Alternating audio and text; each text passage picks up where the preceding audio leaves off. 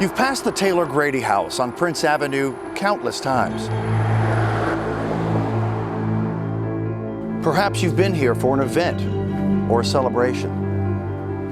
But what do you really know about this place? Do you know the history? Have you heard what people say about this house and what goes on inside? Have you heard the ghost stories? My name's Jeff Clark. I'd like you to join me as we take a closer look at this historic Athens landmark and the secrets it holds. Let's go on a ghost hunt at the Taylor Grady House.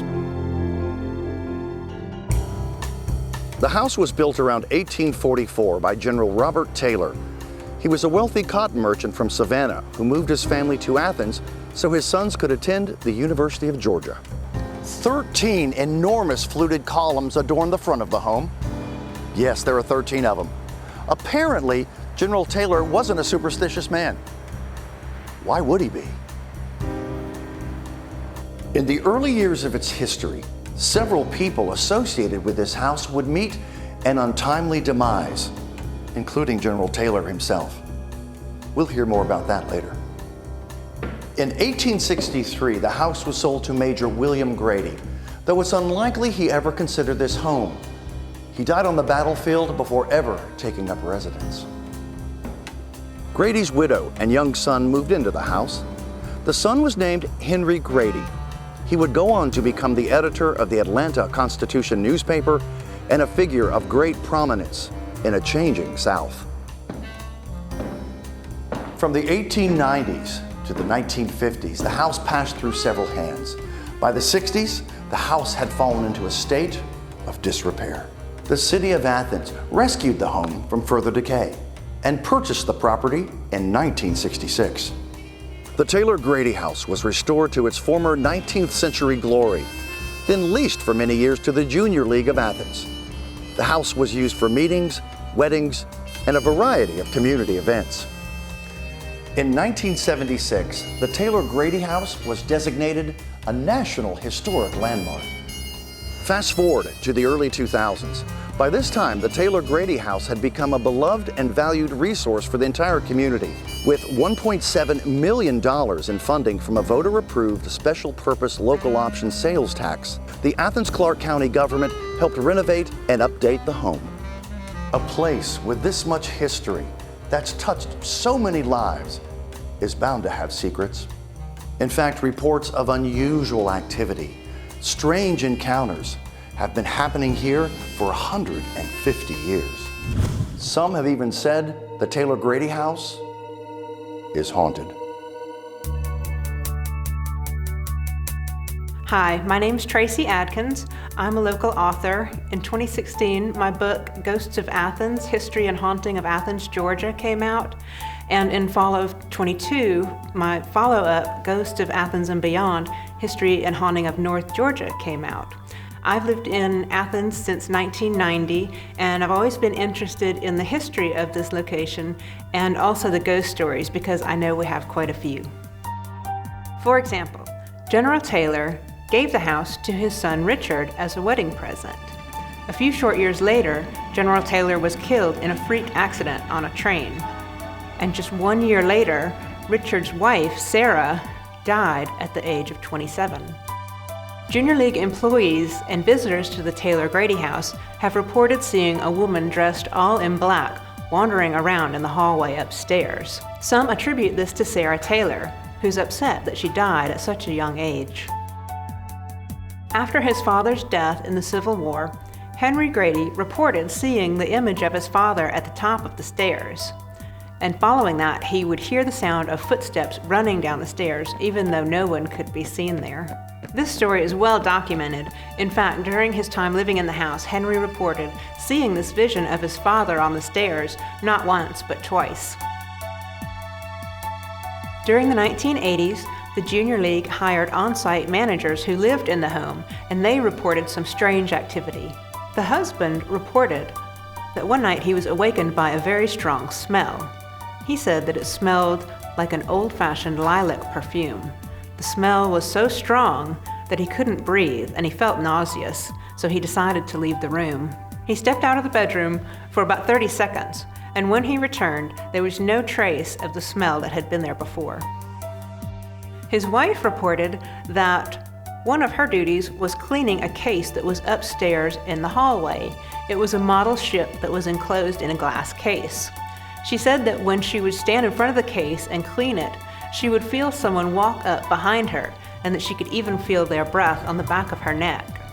When she would turn around to look, no one would be there, and there was nothing that could have caused a draft. But she said that this would happen to her every single time she cleaned the glass case.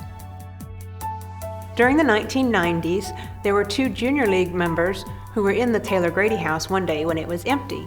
They were walking across a room on the first floor when suddenly they felt like they were surrounded by a group of people.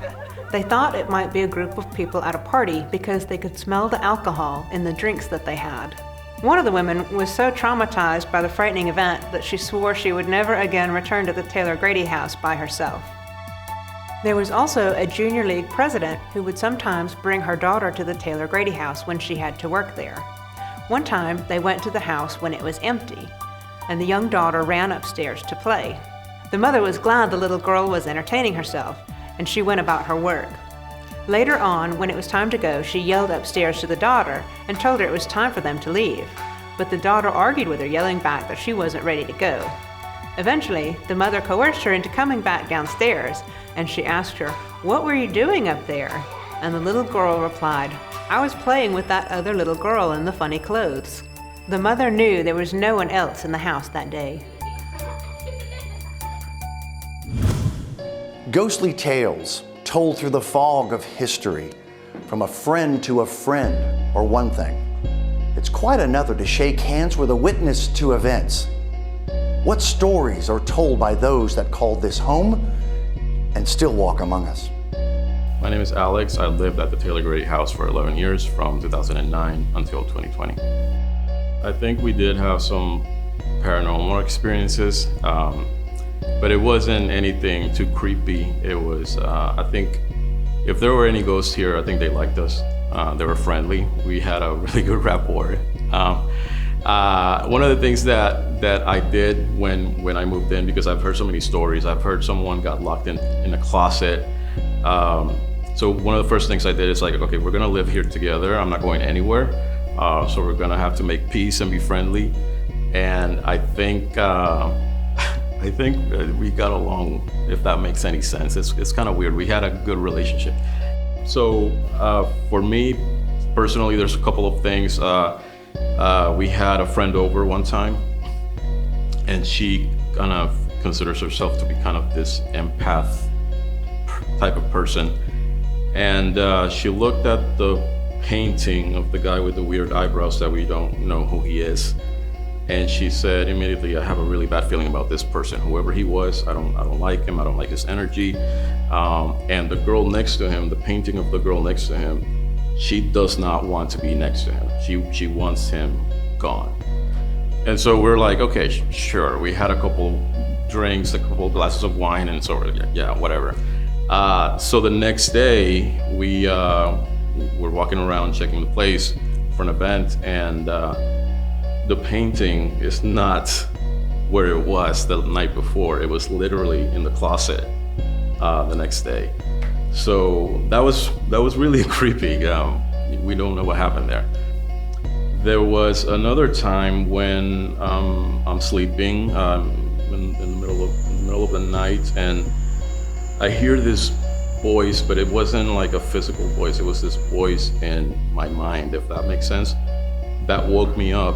And it was the voice of a female saying, "There's someone trying to get in, wake up." And so it was loud enough in my head that I woke up, and I'm hearing this banging and this rattling. And so I go upstairs. It's about maybe 3 a.m, and it turned out that it was a drunken frat boy trying to get into this house. He thought that it was probably one of his frat houses, and he's like banging on the door trying to get in. So that was kind of interesting, that I woke up by this female voice telling me someone's trying to get in, you need to wake up. There was one time though where I was in the apartment just watching TV, and no one was at the house. I keep hearing all these steps upstairs, like all this noise, all this chatter and people talking. It sounded like a crowd, like an event. And so I'm wondering what's happening, and I go upstairs and literally there's nobody. I'm walking around trying to see who's making all the noise. There's nobody here. I looked at the parking lot. There's no cars other than mine. But I do remember, so there was nobody, but I do remember this lingering scent of lavender. It was really strong in the ballroom area. So yeah, that was interesting, because literally I heard a crowd. I came upstairs and no one was there. So yeah.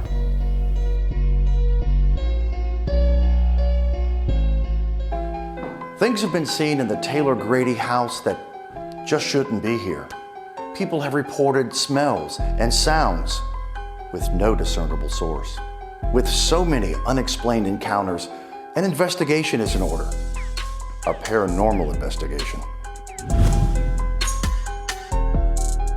My name is Ed Laughlin. I'm a paranormal investigator, and I brought my team here to investigate some of the claims of paranormal activity here at the Taylor Grady house.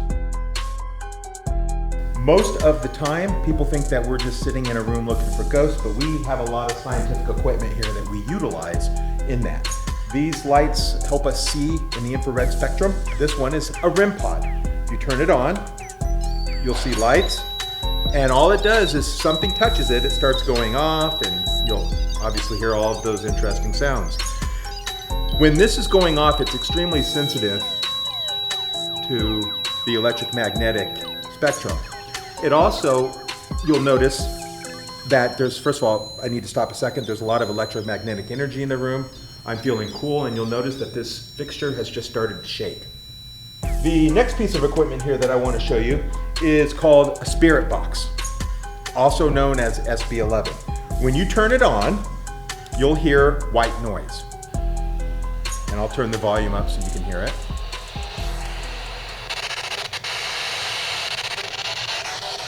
What this white noise does is it pulls, theoretically, spirits can use the white noise to pull in their voices. Last thing I want to show you, although we've got a ton of equipment, is our Tesla coil.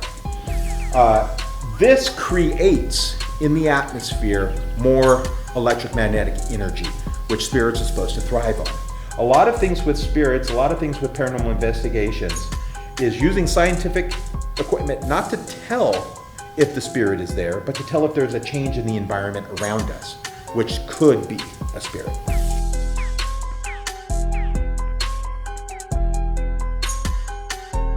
We mean no disrespect. We're just here to hear your story and to communicate with you.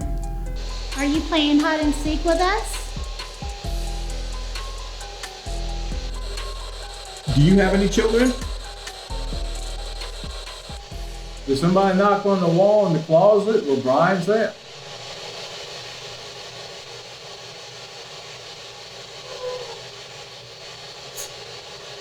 Did that come from the box? Yes. Did you hear that, Brian? I did. So it's about midnight, and we're halfway done with our investigation so far. We've been investigating upstairs, taking temperature readings, base readings, and we've been doing EMF readings. But the biggest thing that we've been doing is EVPs. And those sessions are where we're looking for electronic voice phenomenon. Did you build this house here? Are you with your family? The white noise that you hear on the audio has been known to bring out spirits' conversations. So if we ask questions, it's been known that they can use that white noise to manifest. And then that way, hopefully, we'll hear some answers to some of our questions. Are you able to give us a sign? Did you hear what he said? Maybe. Maybe. So there are 8 of us in this room.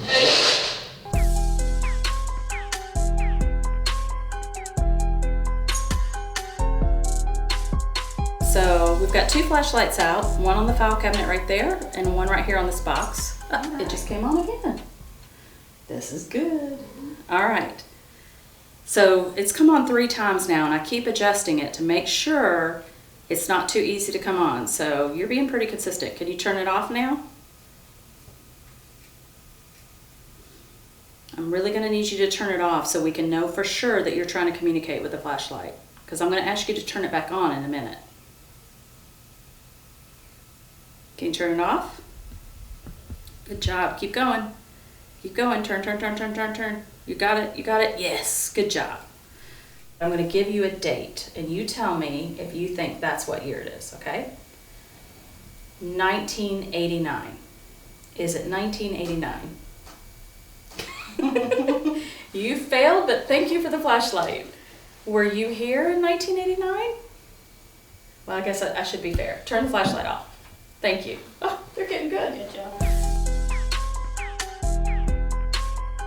So now we're going to do a live EVP session, and that's where Christy's going to wear the earphones and she's going to have it plugged into the spirit box. She is going to not be able to hear the questions that Shannon and I ask, but anytime she hears a word or a phrase come across the spirit box, she's going to shout it out. All right. Have you ever seen a wedding done in this room?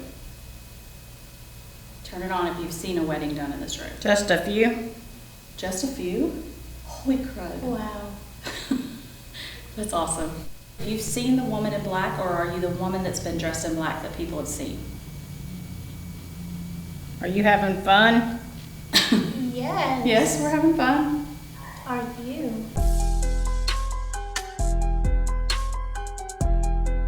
We're wrapping up. It's a little bit after 3 a.m. here at the Taylor Grady House, and we've had a super good night. So we're gonna go home, we're gonna listen to our recorders and look over some of the footage and see how much evidence we have of whether or not the Taylor Grady House is haunted.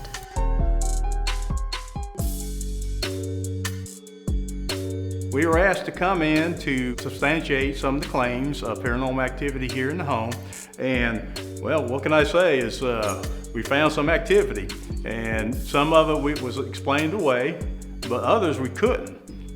When we reviewed all our audio and video, we did find some surprising evidence. One of them was behind me on the landing of the stairs, we saw like a shadow figure walk across the landing. It was unexplained. Everybody was accounted for at the time, so we know it wasn't any of us.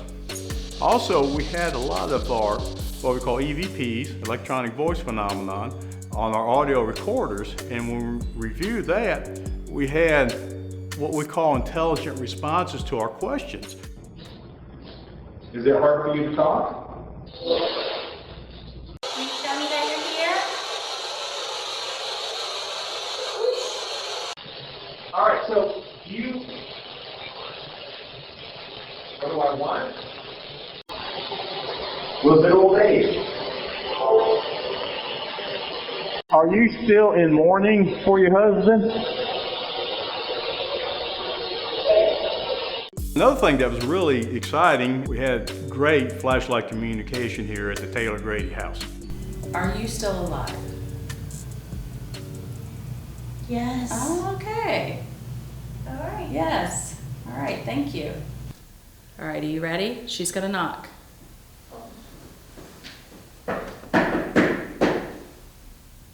Now, flash, flash, turn it on real quick. Come on, you can do it. I'm not trying to put pressure on you. Okay. One more. Yay! So all in all, we feel like this place does have paranormal activity in it. In order for us to say it was really haunted, we'd have to come back and reproduce our findings, and that way we can say for sure that the spirits stay here all the time. There's no doubt the Taylor Grady House is a grand old home with a long history. It has touched many lives, hosted many celebrations and special events, and will continue to do so for years to come. But is it haunted by spirits from beyond? You've heard the stories. You've seen the evidence. What's your conclusion? We hope you've enjoyed the Athens Ghost Hunt at the Taylor Grady House. Thanks for watching. You can uncover more about the investigation and the Taylor Grady House itself at accgov.com/ghost hunt.